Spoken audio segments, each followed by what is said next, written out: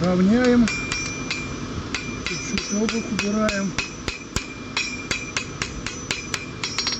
Так. Выравниваем и проковываем чуть-чуть спуск.